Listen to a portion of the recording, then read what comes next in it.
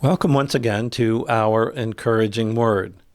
We've been working our way through the Bible, and now we've made it all the way up to the New Testament, and we're in the book of Matthew. And I thought of an encouraging passage from Matthew, chapter 11, verses 28 through 30. Listen. "Come to me," says Jesus, "all you who are weary and burdened, and I will give you rest.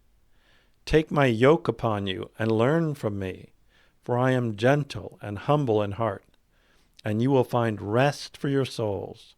For my yoke is easy and my burden is light." Well, it's a beautiful passage, but I needed to learn more about that, especially since I'm not a farmer's boy. I needed to learn a lot more about yokes.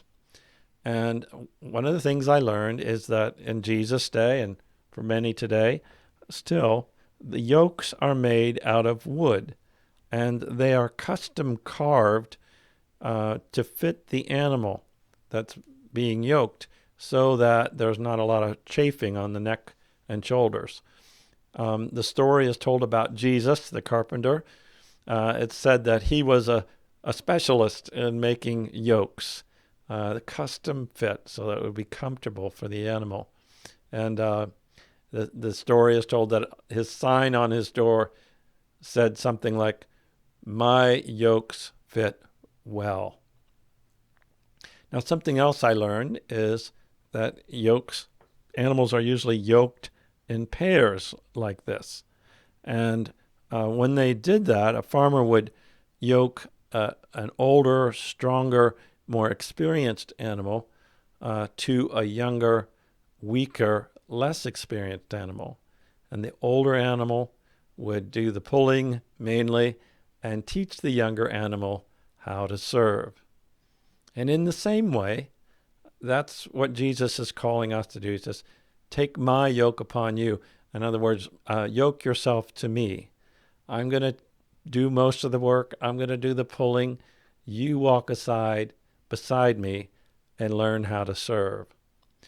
Matthew Henry is a famous Bible commentator from hundreds of years ago, and he wrote this.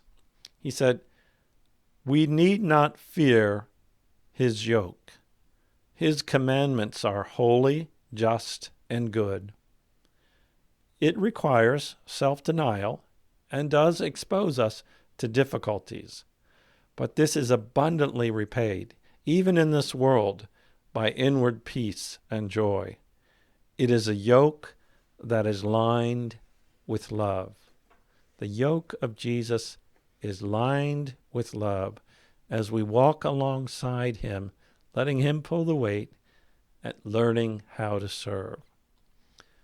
This is the encouraging word of the Lord. Thanks be to God.